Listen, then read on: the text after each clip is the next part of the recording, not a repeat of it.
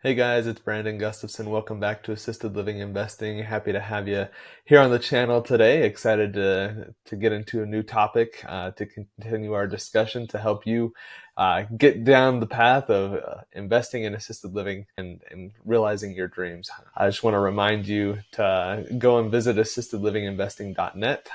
The website is live and things are going great there. Would love you to take advantage of some of the free resources on the website.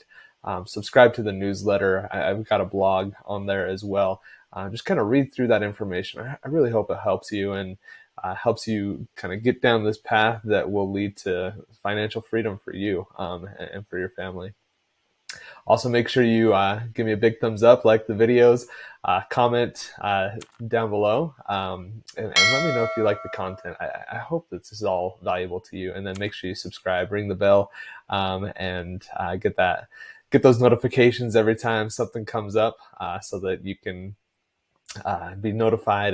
And doing all those things really helps other people find the channel and helps them get down this path as well. And I really want to make this a good community where we can all just kind of learn and grow together and progress. And make sure you follow me on my other social media platforms. Just a reminder, I'm Brandon Gustafson. I own 2 assisted living facilities. I manage them out of state, operate them out of state. And so I'm sharing with you all the information that I've gathered through the process of doing that. And I want to make this so that you're able to do the exact same thing. Just a quick review from our last video. We got into how I structured my assisted living business, how I went through the process, the entity structure and things like that, with the disclaimer that I'm not an attorney and you should reach out to somebody specifically in your situation, reach out to a professional and have a conversation there. But I wanted to share that with you, and I hope that helped.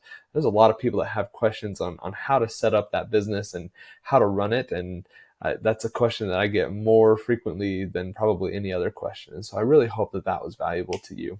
Today, we're going to get into how do you register your business with the state. So, you've got to set up your entity, but what's the process of registering that entity with the state, and what does that look like? I want to also kind of put a disclaimer out there that each state's process is going to look different.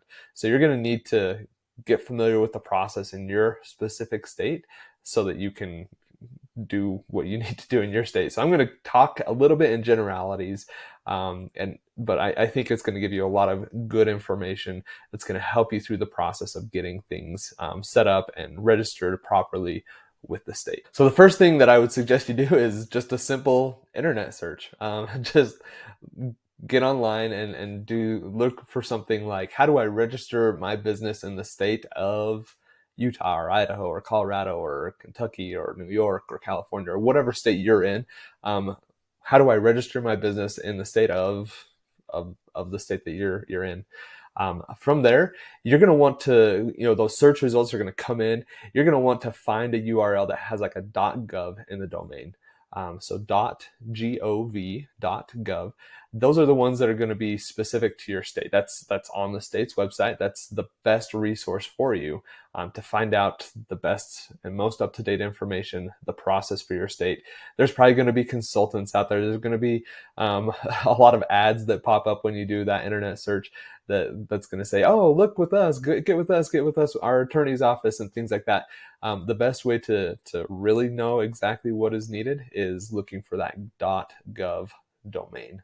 Now, many states are going to have a portal that's going to kind of guide you through it. If you're familiar with Microsoft applications, they have like the wizard that like helps you through the steps and things like that. They're going to have a portal on their website that's going to guide you through the process. It's going to be step by step. There might be a lot of steps depending on the state, but it's a pretty streamlined process. You're not the only one that's doing this. It's not an uncommon occurrence for somebody to register their entity with the state. So they've got this process down pat. Like they've got a good process in place. So as you get in there, just kind of follow that process of registering your entity with the state. Follow their steps and provide them with the appropriate paperwork that they're going to ask for. They may ask for certain like articles of organization for the LLC, or they might ask for a few documents that you'll need to provide them with, and just make sure you get that to them. There probably is going to be like a little help icon in there with contact information. So if you really need to, you can reach out to somebody and get clarification on what it is that they need. You may even be able to find a tutorial online for how to register the entity in your state. You might be able to do that internet search and then click on videos in that section. Just click on video, and then from there you can find YouTube videos of people giving you the process, the step-by-step guide on how to register an entity in a state. The next thing you could do, if you don't want to do this by yourself, is to work with an attorney. So oftentimes when you're setting up the LLC with an attorney's office, especially if this is your first go round, I would probably suggest that you reach out and you're working with an attorney. It's going to make things a lot more simple. There's going to be a cost involved, but they're going to get it done correctly the first time.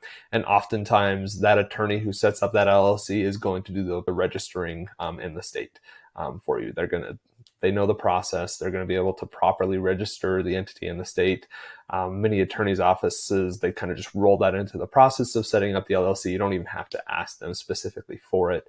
It's probably a good idea to ask them just to make sure, but they'll just kind of roll it into the process. So working with an attorney, make sure that you've had a conversation, like we've talked about the last few videos, with your attorney to make sure that you're registering things in the correct state, that you are setting up your entity in the correct state for where you're operating for your specific situation, so that you don't have any issues with operating your business or when it comes to tax time, when you're filing your taxes in different states and things like that. You want to make sure it's all set up correctly.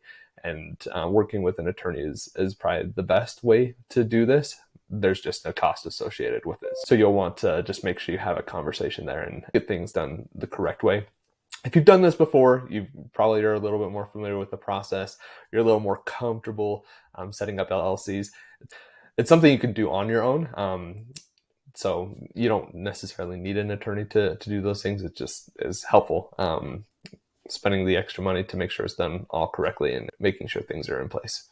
The other thing I wanted to note here is there's kind of a difference between doing an entity registration in the state and registering things with like the Secretary of State. So in certain states, they're going to require like a separate registration with the Secretary of State to operate your facility. It's kind of similar to that facility license we talked about several videos ago, but it's a little bit different. It's really just kind of registering your business so that you have like a business ID that you can operate off of. So for example, in Idaho, we had to register our business with the Secretary of State, a separate type of registration.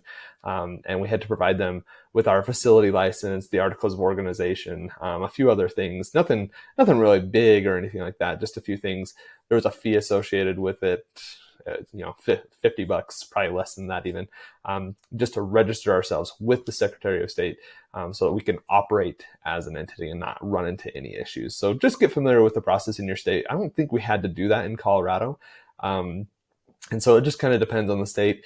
Just make sure that you understand the process as you're going through it, and just understand what you need to do in the state that you are operating so that you're complying with all those laws that come up. So just a quick recap of what we talked about today. We talked about how to register your business with the state. First thing, doing an internet search is going to be a great resource for you. Second would be working with an attorney. And then third would just kind of be understanding the process in your specific state. Do you need to do something that is just registering your LLC with the state, or do you need something like where you're registering your entity, your business with the Secretary of State, so that you can then operate your business and be successful, not run into any problems in the future. So next time we're going to get into how do you register something with the city? Are there specific city regulations? We're going to get into that. We've been talking about the state today. We're going to get into the city tomorrow. I just want to make sure to remind you, like the video, give me a big thumbs up, comment down below. Let me know if you understand the process in your state, what it's like, help people understand what it's like. I've given you some examples in Idaho. I'm somewhat familiar with the process in Utah and Colorado, so I can help people out in those states, but I'm not familiar with Arizona or California or anything back east. So I would love to see comments down below. Help people understand the process, states that you're operating, so that people can learn what it's like. Make sure you subscribe, ring that bell, get notified every time I put new content up, and follow me on my other social media platforms. And then make sure you visit assistedlivinginvesting.net. Would love to see you over there for the free resources, and make sure you join my mailing list for future content. Thanks for watching Assisted Living Investing today. And just remember, you don't have to start big. It doesn't have to be a lot. It can be a little. Just keep making progress. You can do this. And we'll see you next time. Thanks. Bye.